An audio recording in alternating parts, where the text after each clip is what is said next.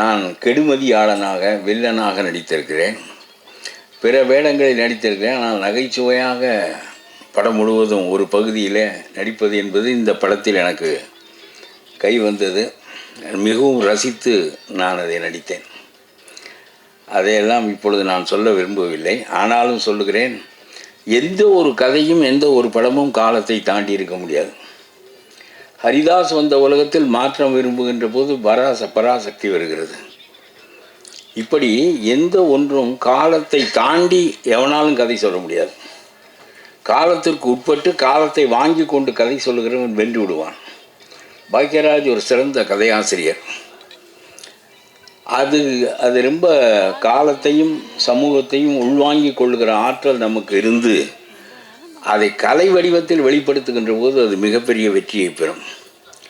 மகாபாரதங்கள் ஏன் மீண்டும் மீண்டும் எழுதப்படுவதில்லை என்று நான் நினைப்பேன். மகாபாரதத்தில் உள்ள தர்மபுத்திரனை உருவாக்க பாரதி ராஜா அல்லது நம்முடைய இந்த இயக்குநர்கள்லாம் போதாது, அதுக்கு வியாச முனிவர் வேண்டும். ஒரு தர்மபுத்திரனை, அந்த பாத்திரத்தை வடிவமைப்பதற்கு அவன் என்னென்ன சிறப்புகளையுடைய பாத்திரமாக வடிவமைக்கப்பட்டானோ 3000 ஆண்டுகளாக அவனுக்கு நிகரான இன்னொரு பாத்திரத்தை வாழ்க்கையிலும் சந்திக்கவில்லை, நாம் இதிகாசங்களிலும் சந்திக்கவில்லை. அவனை படைப்பதற்கு அவனை விட ஆற்றல் வாய்ந்த கதை தலைவன் வேண்டும். அதனால தர்மபுத்திரனை வியாசனை தவிர வேறு யாரும் படைக்க முடியாது. அதே மாதிரி சொல்லுகிறேன், நான் படித்த கதைகளிலேயே ரொம்ப சிறந்த கதை ரீசரக்ஷன். அதை டால்ஸ்டாய் எழுதினார்.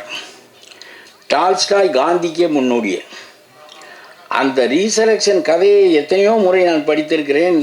இப்படி ஒரு கதை தலைவனை எப்படி ஒரு கதாசிரியனால் உருவாக்க முடிந்தது என்று நாம் எண்ணி பார்த்தால் அந்த கதாசிரியனே டால்ஸ்டாய் தான்.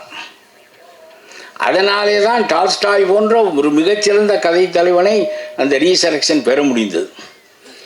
ஆகவே தன் காலத்தில் நம்முடைய காலத்தின் சரிவை, அரசியலின் சரிவை, இழிவை வெளிப்படுத்துகின்ற படமாக இந்த படம் அமைந்திருக்கிறது.